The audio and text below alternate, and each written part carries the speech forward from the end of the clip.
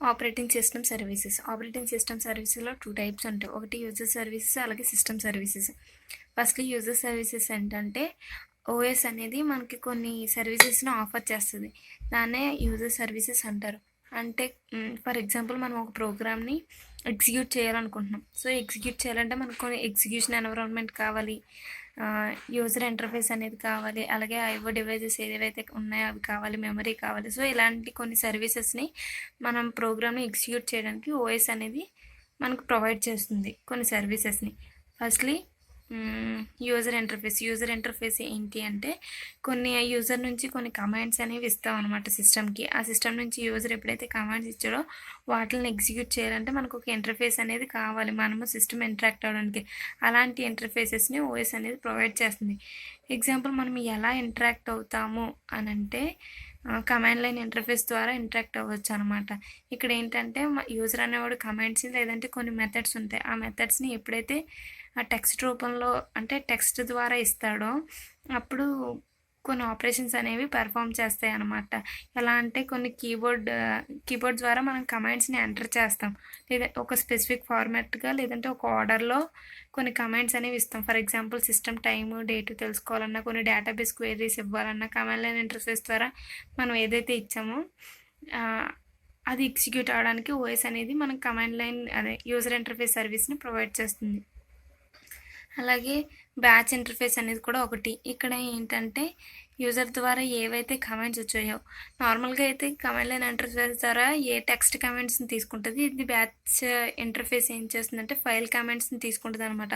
Files మధ్యన మనం ఏదైనా ఆపరేషన్ కనుక పెర్ఫామ్ చేయాలనుకుంటే బ్యాచ్ ఇంటర్ఫేస్ని ప్రొవైడ్ చేస్తుంది ఓఎస్. సో ఆ ఫైల్స్ అనేవి ఎగ్జిక్యూట్ చేయడానికి యూజ్ అవుతాయి. మనం ఓఎస్ అనేది ప్రొవైడ్ చేస్తుంది. ఫైల్స్ని ఏమైనా ఎగ్జిక్యూట్ చేయాలన్నా, ఓపెన్ చేయాలన్నా, క్లోజ్ చేయాలన్నా, ఫైల్స్ మీద ఏ ఆపరేషన్ పెర్ఫామ్ చేయాలన్నా బ్యాచ్ ఇంటర్ఫేస్ అనేది ఓఎస్ ప్రొవైడ్ చేస్తుంది. అలాగే గ్రాఫికల్ యూజర్ ఇంటర్ఫేస్ అనేది ఇక్కడ ఇంటర్ఫేస్ని ఒక విండో సిస్టమ్గా కన్సిడర్ చేయొచ్చు. ఎందుకు అంటే మనం ఒక డివైస్ని పాయింట్అవుట్ చేస్తూ మనం ఏదైనా కమాండ్స్ ఇచ్చామనుకో అవి ఎగ్జిక్యూట్ అవుతాయి. ఎలా అంటే ఫర్ ఎగ్జాంపుల్ మన కంప్యూటర్ ఓపెన్ చేయగానే ఒకవేళ రీఫ్రెష్ చేయాలంటే ఏదైనా ఒక మెనూ రావడం, ఒక మెనూలో మనం ఏదైనా కావాలితే దాన్ని సెలెక్ట్ చేసుకోవడం, ఇవన్నీ కూడా గ్రాఫికల్ యూజర్ ఇంటర్ఫేస్. అంటే యూజర్ అనేవాడు డైరెక్ట్గా ఇంటరాక్ట్ అవుతున్నాడు. త్రూ మౌస్ ద్వారా మనం ఏదైనా సెలెక్టింగ్ చేస్తాం కదా, లేదంటే కీబోర్డ్ ద్వారా ఎంటర్ అనేది క్లిక్ చేస్తాము, లేదంటే ట్యాబ్ అని కానీ ఏ కమాండ్స్ అయినా కీబోర్డ్ ద్వారా కానీ మౌస్ ద్వారా కానీ మనం మానిటర్తో ఇంటరాక్ట్ అవుతాం. సో గ్రాఫికల్ యూజర్ ఇంటర్ఫేస్ అనేది ఓఎస్ ప్రొవైడ్ చేస్తుంది. అండ్ నెక్స్ట్ ప్రోగ్రామ్ ఎగ్జిక్యూషన్ని కూడా ఓఎస్ అనేది ఒక సర్వీస్ ప్రొవైడ్ చేస్తుంది అనమాట. ఇక్కడ ఏంటంటే నార్మల్గా మనం ఏ ప్రోగ్రామ్ రాసినా ఆ ప్రోగ్రామ్ని రన్ చేయాలంటే మనకి కొన్ని మెమరీ అనేది కావాలి. అలాగే ఏదైనా రన్నింగ్ ఎన్విరాన్మెంట్ అనేది కావాలి. సో ఓఎస్ అనేది మెమరీని అలొకేట్ చేయడానికి మల్టీ టాస్కింగ్ అంటే మల్టిపుల్ పీపుల్స్ కానీ లేదంటే ఒకే పర్సన్ మల్టిపుల్ టాస్క్ని పెర్ఫామ్ చేస్తాడు. సో అలాంటి టాస్క్ని పెర్ఫామ్ చేయాలన్నా ఇంకేం చేయాలన్నా సరే ఓఎస్ అనేది సర్వీస్ని ప్రొవైడ్ చేస్తుంది అనమాట. ఇక్కడ ఓఎస్ ఏ టైప్ ఆఫ్ సర్వీసెస్ని ప్రొవైడ్ చేస్తుంది అంటే ప్రోగ్రామ్ని మెమరీలోకి లోడ్ చేయడం, అలాగే ఎగ్జిక్యూట్ చేస్తుంది. ఎగ్జిక్యూట్ చేసిన తర్వాత ప్రోగ్రామ్ ఎగ్జిక్యూట్ ఎప్పుడైతే అవుతుందో ఆ ప్రోగ్రామ్ ఎగ్జిక్యూషన్ని హ్యాండిల్ కూడా చేస్తుంది. ఈ టైప్ ఆఫ్ సర్వీసెస్ని ఓఎస్ ప్రొవైడ్ చేస్తుంది. అలాగే ప్రాసెస్ మెకానిజమ్స్ని కొన్ని ప్రొవైడ్ చేస్తుందంటే అవి ఏంటి అంటే process synchronization, communication and deadlock హ్యాండ్లింగ్ని ఓఎస్ ప్రొవైడ్ చేస్తుంది.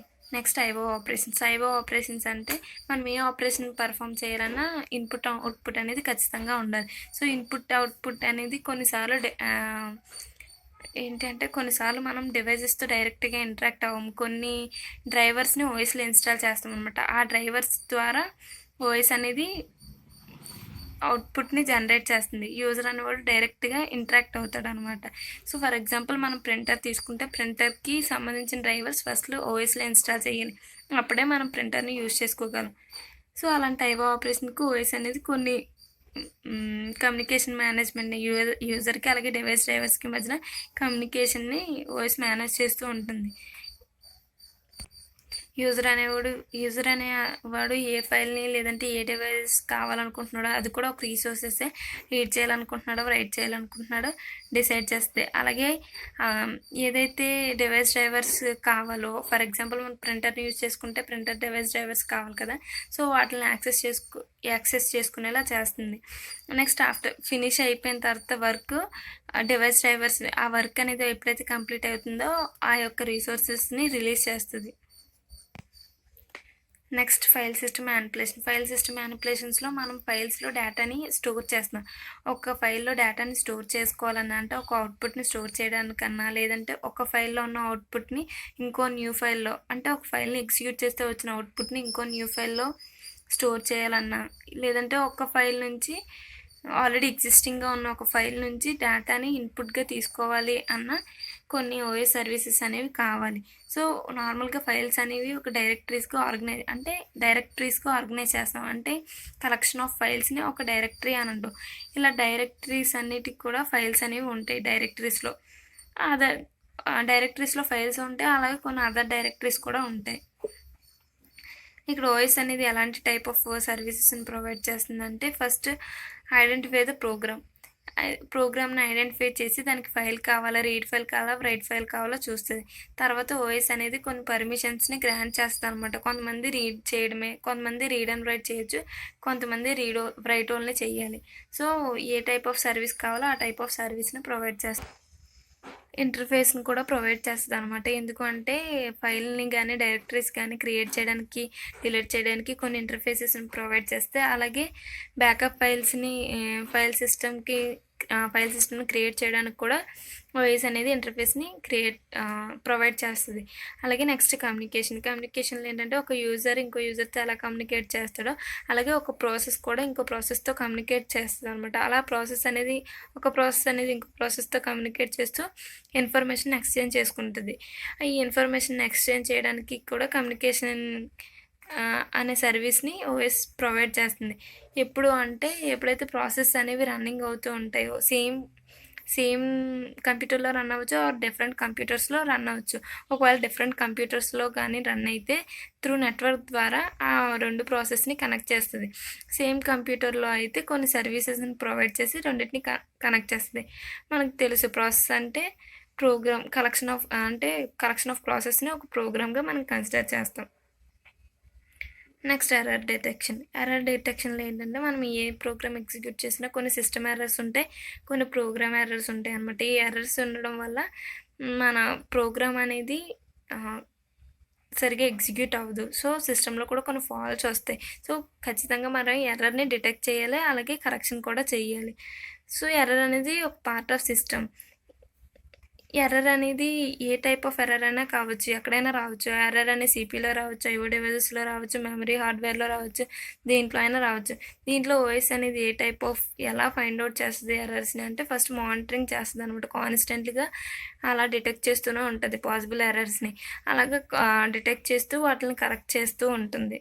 కరెక్ట్ చేయడం వల్ల మనం ఈజీగా కంప్యూట్ అనేది చేయొచ్చు, మన ఆపరేషన్స్ అనేవి పర్ఫామ్ చేయొచ్చు. నెక్స్ట్ సిస్టమ్ సర్వీసెస్ అనమాట. First user services, next system services. ఇక్కడ సిస్టమ్ సర్వీసెస్లో సిస్టమ్కి సిస్టమే ఎఫిషియెంట్గా ఆపరేషన్ పర్ఫామ్ చేయడానికి కొన్ని సర్వీసెస్ని ప్రొవైడ్ చేసుకుంటుంది.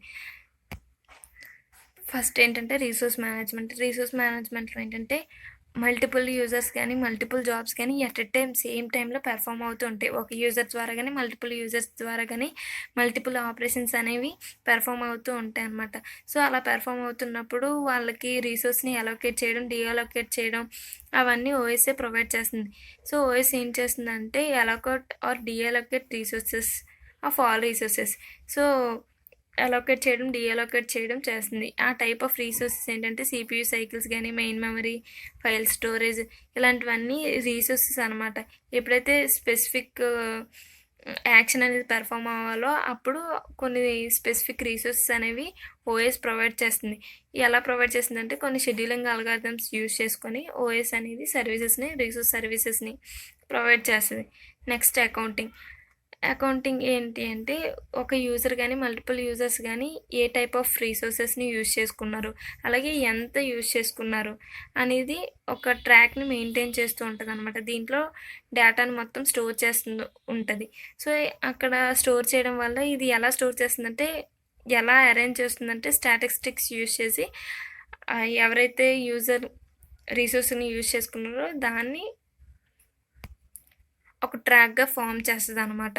ఇక్కడ ఎలా ఫర్ ఎగ్జాంపుల్ ఇది ఎందుకు అని అంటే, ఫాస్ట్‌గా సర్వీసెస్‌ని కంప్యూట్ చేయడానికి యూజ్ అవుతది. ఫర్ ఎగ్జాంపుల్ మనం గూగుల్‌లో ఎక్కువ మంది ఒకదాన్నే సెర్చ్ చేస్తే అది ఫస్ట్ పొజిషన్‌లో పెట్టుకుంటదనమాట. సో, మనం ఎక్కువ యూజర్స్ దేన్నైతే సెర్చ్ చేస్తారో అది మనం సెర్చ్ చేస్తే ఫాస్ట్ రిజల్ట్ అనేది వస్తది. అది ఒకవేళ ఒక వెబ్‌సైట్ అనేది ఎవరు సెర్చ్ చేయకుండా మనమే సెర్చ్ చేస్తే కొంచెం లేట్‌గా వెబ్‌సైట్ అనేది ఓపెన్ అవుతది. సో, అందుకు అకౌంటింగ్ అనేది అలా ఓఎస్ కూడా ఒక అకౌంట్‌ని ట్రాక్ చేస్తదనమాట. Next protection and security. Protection and సెక్యూరిటీలో ఏంటంటే ఓఎస్ ప్రొటెక్షన్ ఎలా ఇస్తుందంటే కొన్ని ఆహ్, వేరే వాళ్ళు సిస్టమ్ సర్వీసెస్‌ని మనం యాక్సెస్ చేసుకుంటాం కదా! యూజర్ అనేవాళ్ళు. సో, యూజర్ అనేవాళ్ళు యాక్సెస్ చేసుకుంటున్నప్పుడు దానిని కంట్రోల్ చేయడాన్నే ప్రొటెక్షన్ అని అంటాం. సెక్యూరిటీ అంటే మనం లాగిన్ పాస్వర్డ్స్ అనేవి ఇస్తాం కదా! సో, దాన్ని సెక్యూరిటీ అని అంటాం. ఇలాంటి ప్రొటెక్షన్ అండ్ సెక్యూరిటీ సర్వీసెస్‌ని కూడా ఓఎస్ ప్రొవైడ్ చేస్తుంది. ప్రొటెక్షన్‌కి, సెక్యూరిటీకి మెయిన్ డిఫరెన్స్ ఏంటంటే, ప్రొటెక్షన్‌లో ఫైర్ వాల్స్ కానీ ఏదైనా యూజ్ చేసి అన్‌ఆథరైజ్డ్ పర్సన్స్ యాక్సెస్ అవ్వకుండా చూసుకుంటారనమాట. డేటాని ఎవరు అన్‌ఆథరైజ్డ్ పర్సన్ యాక్సెస్ చేయకుండా చూసుకోవడాన్ని ప్రొటెక్షన్.